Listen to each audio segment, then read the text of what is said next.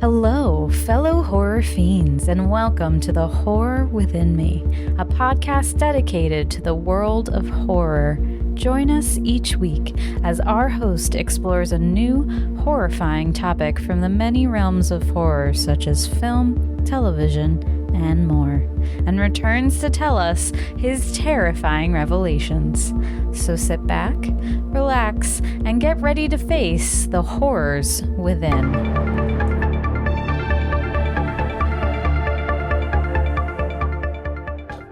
Hey, what's up, everybody, and welcome back to another episode of The Horror Within Me. I am your host, Eric, and it is another spooktacular, spooky Sunday. And this week, we're going to dive right in. We're going right into the 2019 film Midsommar. That's the movie we're going to review today. I watched it a couple weeks ago, and I'm digested it enough because trust me, if you've seen it, then you know what I mean, that it takes some time to digest. But before we dive into this very bizarre world, which is very fitting for the month that we're in, and I think the season of summer, obviously it's Midsommar. It's a perfect summer movie for those into more sophisticated, I would like to say sophisticated horror movie. But before we jump into that, I know the last week that we did discuss briefly the Monster Con in Cherry Hill, so I did want to give you guys the dates for that. If you're in the area or if you are close to be able to get out here, it is in a couple weeks, and it is August 12th, 13th, and 14th at the Doubletree in the Hilton in Cherry Hill, New Jersey. So that is where the Monster Con is. That is also my birthday weekend, which is super packed for me, so I don't think I'm going to be able to make it, which I'm very bummed because there's like a list of so many people that are going to be there, like Skeet Ulrich, Matthew Lillard, Jamie Kennedy, Danielle Harris, which I'm so stoked because I would love to meet, I would love to meet Danielle Harris, especially because I'm such a huge Halloween fan, especially 4 and 5. Her character of Jamie Lloyd was amazing. We have Dick Warlock that's going to be there he played the Shape in Halloween 2. Just so many people. Julie Benz, she was in the Nightmare, Buffy the Vampire Slayer as Darla and Angel's television series, among other things. But just so many people. I'm not going to go through the list, but you can check it out on their website, and it's super exciting. So if you're close, I hope you get to go. I would love to be able to go if I didn't have such a jam-packed birthday weekend already. But yes, so 12th, 13th, and 14th at Cherry Hill. And there's other, go on the website. They're not just in New Jersey. They're going to be traveling around. There's other states. So go and check out and see if it's anyone near you that you may be able to get to. Oh, okay. Banging my wedding ring off of my mic arm. Okay. So last week we started something new too, which I was super fun, exciting about. And we started adding horror trivia to the beginning of the show. And after the end of the show, after we give our final rating, my final rating, we will reveal the answer. So I found one for this week, and we're going to check it out. So if you're ready, I have no fun music to play yet, but it's trivia time. All right. So the question is, what 2012 slasher film is a story about an annual ritual sacrifice to appease the Ancient Ones? And I'll repeat it one more time. Question is, what 2012 slasher film is a story about an annual ritual sacrifice to appease the Ancient Ones? So that is the trivia question for the beginning of the show, and like I said, we will answer that at the end, but we are not going to spend a lot of time on other things because Midsommar is such a work of art that you have to give it all the time that you can to really digest and review it. So with that being said, I'm going to dive in. We're going to head all over to the IMDb page, and we're going to start from there. And it looks like, so the movie is a whopping 2 hours and 28 minutes. I did not know that when I decided to watch Midsommar, which I decided to watch Midsommar because I've seen so many people posting about it, and at first I'm like, I don't understand this, and it, there was such a hype behind it, and I was skeptical to check it out. I get very skeptical about people that do these trend movies, things that are trending to a certain extent. So I was apprehensive, and as so, because it came out in 2019, and I don't remember seeing too much about it then. I don't remember it too much until recently. when I was on TikTok and seeing all the big hype about it. So yeah, the IMDb plot summary goes as this, and this is all I'm going to really get into with the summary of it is. A couple travels to northern Europe to visit a rural hometown's fabled Swedish midsummer festival. What begins as an idyllic retreat quickly develops into an increasingly violent and bizarre competition at the hands of a pagan cult. Okay, so the plot summary alone. Let's take a moment and talk about the plot summary. Plot summary alone, it grabs your attention. They know how to write that. It's like pagan cult. Okay, couple retreat. Out of country because obviously they were Americans. It really starts to you can start to paint a picture of what you're gonna anticipate this to be. But let me tell you, I don't think you can ever, even after my review, I don't know if you can ever be really prepared. I'm going to try to prepare you all as much as possible before you watch this movie without spoilers. There's going to be some things we talk about in the movie that are relevant to the plot, but not so much as going to be a huge spoiler, but something you're going to need to hear in order to really review the movie. But yeah, so that was the plot summary, and it has a 7.1 out of 10 stars, which at the end of my review, I'm going to do my own rating system that we started last week with Midnight Mass, where each week our content and our media that we're reviewing, we're going to give its own rating system out of 10 based on something within their movie universe. So we will rate Midsommar at the end of this episode, but first let's continue on and see who we got, who's in the movie. So we have Florence Pugh as Danny, Jack Rayner as Christian, and I'm really terrible at pronunciations. It's Wilhelm Blumgren as Pell, William Jackson Harper as Josh, and Will Poulter as Mark. They're our main cast members, and it's written and directed by Ari Aster, and it is an A24 film, and so that's super exciting. And now, just for a little backstory on our cast, Florence Pugh, you might know her from many different things. She was in the Black Widow movie. She was in many things. Hold on. She starred as the sister to our character in Black Widow. She also reprised that role in the Hawkeye television show. But another horror realm movie that she was in that I didn't realize it was her that I seen years ago was Malevolent. And after I watched Midsommar, and I'm like, she looked familiar, and I knew her from Black Widow, but I looked up her her film credits, and when I saw Malevolent, I remember watching that movie and I didn't realize that was her. And so anyone out there that has seen that, did you know that was Florence Pugh? I didn't know that, but she's I love her personally, her work, everything that I've seen her in. I thought she does a phenomenal job. I honestly thought the first movie I saw her in was Black Widow, but now I was obviously wrong because of Malevolent. But there's a presence about her and what she brings to a character when she's on screen that really just pulls you in. And let me tell you, Midsommar is no exception. If you're a Florence Pugh fan, you will love this movie, at least her performance in this movie. There's a lot of things in this movie. Like I said, it's over 2 hours, it's a 2.5 hour movie, so it's not your typical hour and 40 plus minute, scare factor. This movie really like brings you into this world in Sweden and this festival, and it's sad and it's scary and it's confusing. So yeah, she does an amazing job at that.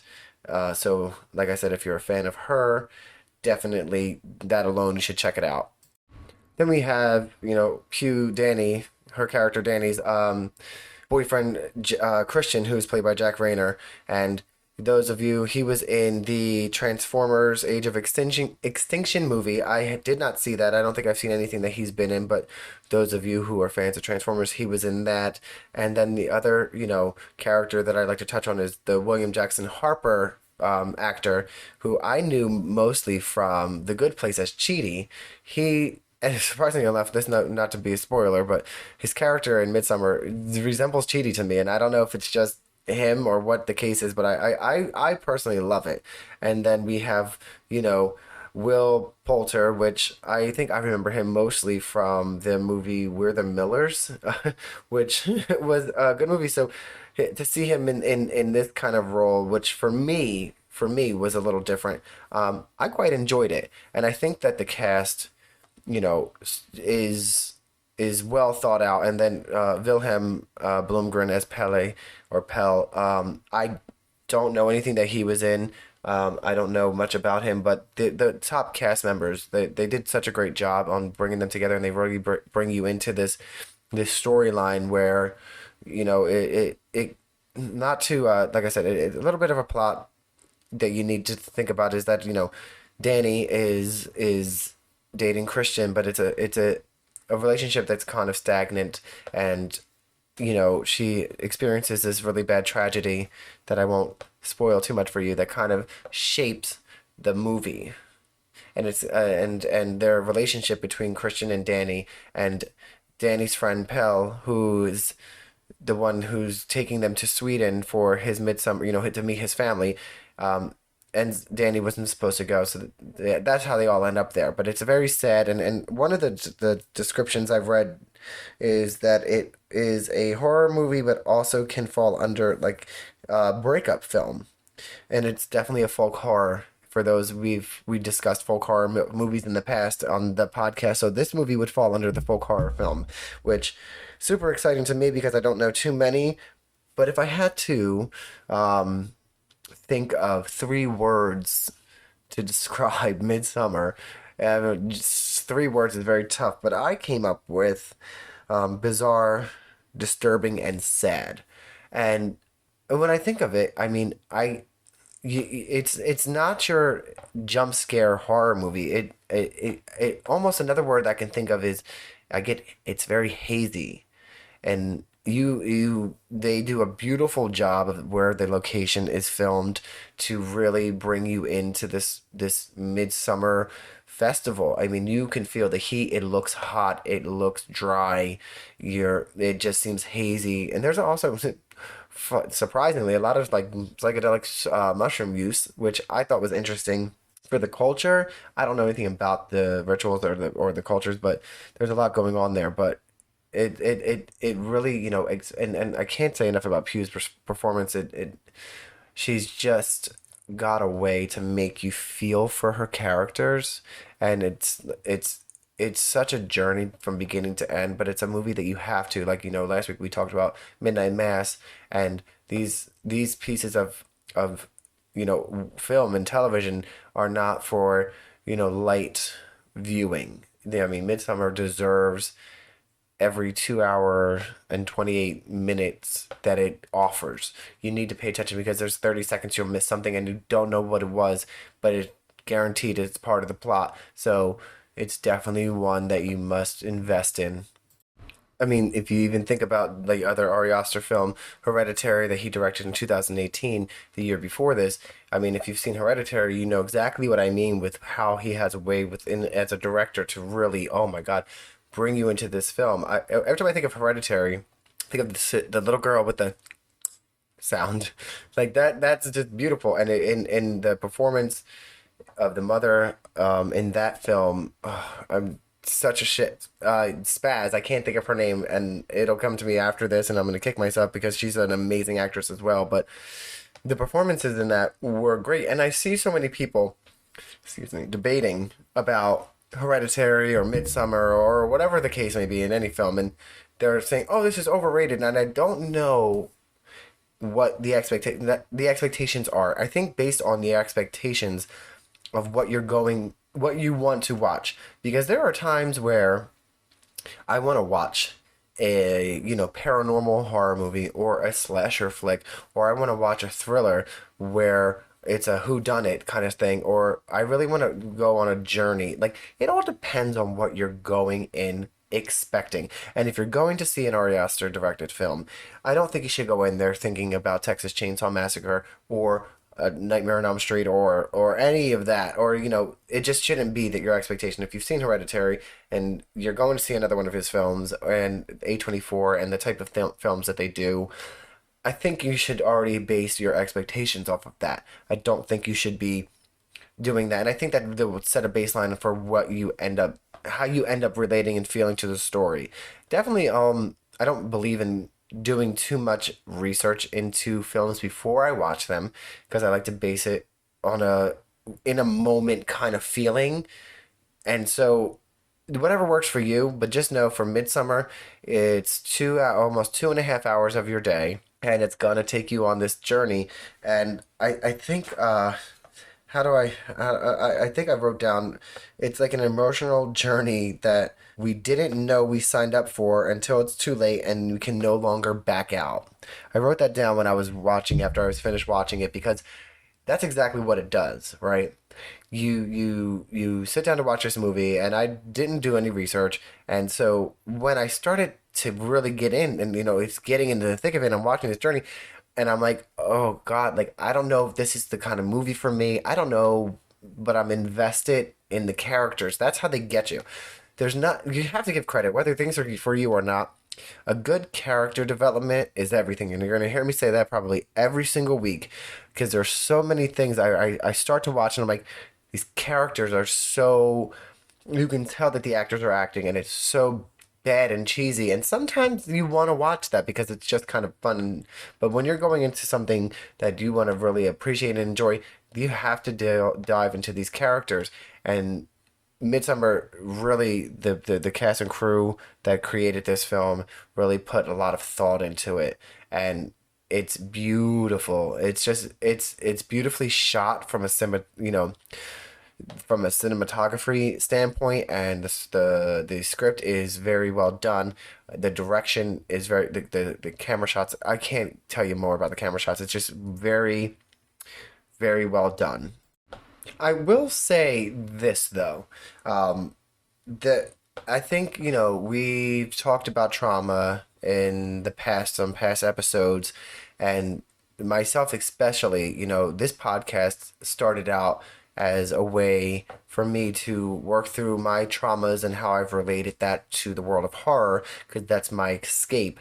And as I'm doing that now and allowing myself that creative flow and creative space, I am even more in tune. And I think that one of my reasons I connected to Midsummer was based off of personal traumas of my life. And like I said, not going too far, I don't want to give any spoilers, but the character of Danny, she has experienced trauma, and her relationship at the time is just, there's things that Christian does or says that really triggered me and not in a good way. He's and not to fault of his own, but it looked like their relationship. And this is part of the problem is that some people hold on to relationships longer than they need to be, and that starts to create something else. And not every relationship can survive major life changes in either side's world. So we really dive into that aspect, and I want you to go into this movie thinking of it, and we're on the point of view of Danny, but I feel like we're also kind of getting little bit of Christian, and I don't know. In the beginning, I'm not really sure. I found myself battling, thinking who I who I would be in the situation if that were me in my relationship or past relationships, because it is very back and forth, and there's times where I was like I kind of feel bad for him, or I kind of then I was like thinking how I felt bad for her. And so it's very good doing that type of building up before the trip, and then when you get to the festivals, and the bazaar and violence start, and when I say violence, and I think that's something that I'm gonna put in my review, because people think, oh my God, they're gonna read it and it's art and it's pagan and there's violence, and I don't want you to think of violence to, like, again, not like a slasher, not like a jump scare kind of violence. I can't even describe in words what they mean by the violence. And it's something that you have to watch, so take my word for it. But it's not going to be what you're thinking when in terms of horror movies and violence, because I do want to think of Midsummer as not just a horror movie.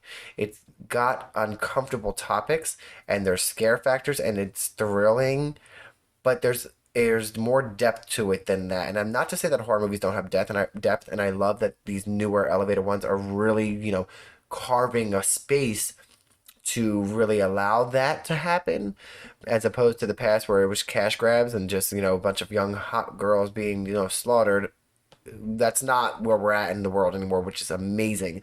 But it's definitely amazing, but at the same time, something that we're so used to. So when we see a movie like Midsommar, we don't know how to handle it. We think that it's a horror movie, so we go in there with our popcorn or wherever we're on our couch, wherever we're watching our movies, whatever mood we like to get into, and we have this preconceived notion on what we're about to experience, and we need to start to adjust what horror is and the many layers and levels and realms, which is why in the beginning of the podcast we hear them say the many realms of horror. There's so many outlets, right? And you guys as horror fans, we know that.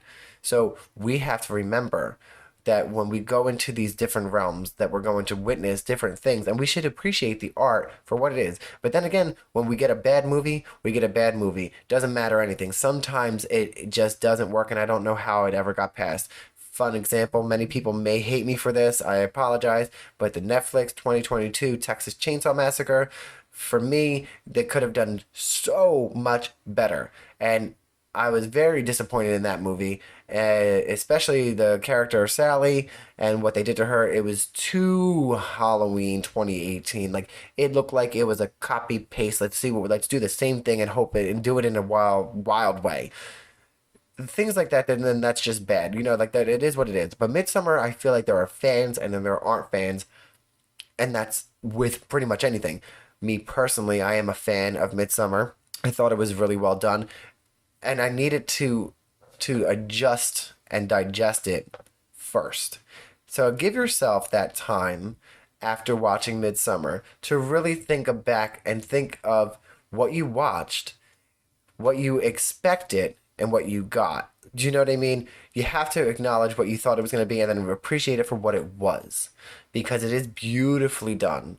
And again, I cannot say enough about Pugh, and she really has an engaging way to make you feel what she is feeling throughout this film. You're just in it with her, and it really transports you right into the festivals, and it is hazy. You're gonna feel confused. You don't know what's going on. You don't know what's real, what isn't real. It's just a wild ride, and I loved it. Yeah, it's just hard to not appreciate it. But you definitely are gonna have to sit on that when you're done. Do what I do when you're done watching the movie. Take a second, think about what you did. Pull out a notebook, pull out your phone, pull out your notes, and then write down the different things and that you liked about it, what that you didn't like about it. But then I want you to, the next day, think about it again, and then really think about the characters and the story from the beginning to the end through the eyes of Danny, and then start to understand what this film is. And then even me, I probably will watch it a second time. I'll probably see if my husband will want to watch it. He was supposed to originally watch it with me, but when he found out it was almost 2.5 hours, he was like, I don't have the mental capacity for that. Which, to his credit, you have to have the mental capacity for that. You can't just go into these things, and it's definitely not a movie that you start, stop, pick up. You got to watch the whole thing through, and I definitely think you have to watch it more than once, which I would love to watch again. And maybe I'll do a quick, 5-minute TikTok on if I discovered something new or anything. Maybe I'll do that. But we're gonna get to the ratings. We're finally at the rating time. So for Midsummer, my rating system will be flower crowns.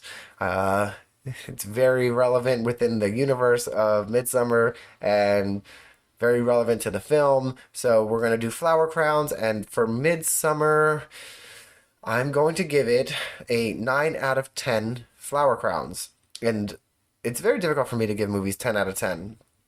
And I think the reason that I give it, like I said, 9 out of 10 flower crowns for me personally is I just did it. I just think that it could have been, better.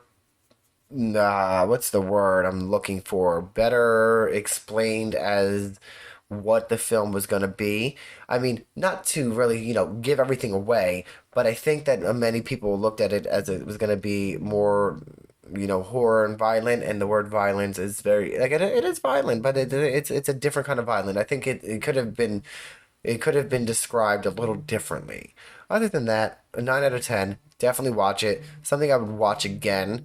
I would love to watch it with somebody else who's never seen it to kind of see what I've missed, but also maybe keep in the back of my head what they're doing and how they experience it. And I do have a friend who's seen it, who saw it before I did when I told her that I was going to be watching it for one, because as a horror fan, I wanted to see it, and two, I wanted to make an episode of it for, the summer because it's perfect, and why not? Let's all talk about it. It's a hot topic, and I want to see. I've seen other people's thoughts. I wanted to put my thoughts out there because I did. So she really liked it too. So I see a lot of people that love it. There is a dress in this film that I saw is like in display in like some museum. Like the dress from the movie is amazing as well. That alone, the dress, 10 out of 10. 10 out of 10 flower crowns for the dress. 9 out of 10 flower crowns for the movie. So if you haven't seen Midsommar, I believe I rented it on Hulu, which I forgot to write down, so I apologize, but I'm sure if you just type in your search engine where to watch Midsommar, and it's spelled Midsommar, where to stream it, it will quickly pop up for you. So go watch Midsommar. Come back and let me know what you thought. Did you like it? Did you not like it? Did you agree with what I said? Did you not agree with what I said? I want to know what you have thought, because that's why we share this. So, before we wrap up the rest of this episode, we have to give the answer to the trivia question that we said in the beginning of the show.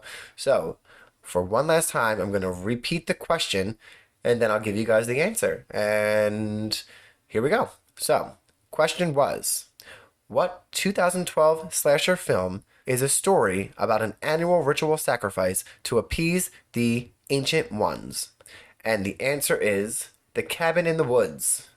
And I did not know that. Well, I've seen The Cabin in the Woods, but I didn't get the trivia question. And I saw The Cabin in the Woods at once, and I don't remember too much of it, so I definitely maybe should pick that one back up again too. There's all these movies from the trivia questions that I'm like, oh, I should watch that. This is, maybe inspiration for future episodes, but I'm so excited for the ones that we have coming up. We're doing it's an A24 kind of week, few weeks. Next week, we're going to be doing the A24 film X. I haven't heard too much about it. I've seen good things, bad things, but definitely interested to dive into that next one, and I'm sure if it's going to be anything more or less like Hereditary and Midsommar, I need to be prepared in the mental space for that. But that is it. That concludes the review of Midsommar and this episode of The Horror Within Me. So when we're not streaming the podcast, you can find me at Facebook, Instagram, and TikTok at The Horror Within Me, and we can connect more there, bounce ideas and future episodes, future content, and a lot of other fun things that we like to do on The Horror Within Me. And I do like to say we all the time because I feel that we are a community. Even though it is just me, I will have some guests, I have people that help me with everything. So when I say we, there's a whole bunch of people that are part of The Horror Within Me, and including you guys. So thank you for joining me again and every week. I really appreciate it. It's super, comforting to know that there are other people out there that share my thoughts and opinions, and we can spend this time together even though we can't communicate at the same time. We are kind of, taking 30 minutes out of our days and having a conversation about a horror movie and telling about whether we liked it or not. And I just love that. So anyway, thank you for listening. Thank you for joining me every time. And if you wouldn't be so kind, I would really appreciate it if before you're done, you leave a comment or a rating or wherever you get your podcast And just another thing, if you head over to the horrorwithinme.com website, that's where you can hear all past and future episodes. So if you don't have Spotify or Apple Podcasts or wherever there are podcasts, and you want to share that with a friend who doesn't have it, tell them to go on over to the Horror Within Me website, and they can stream it right from there. And they can rate and review there as well. So that is it. And until next time, my fiends, stay spooky.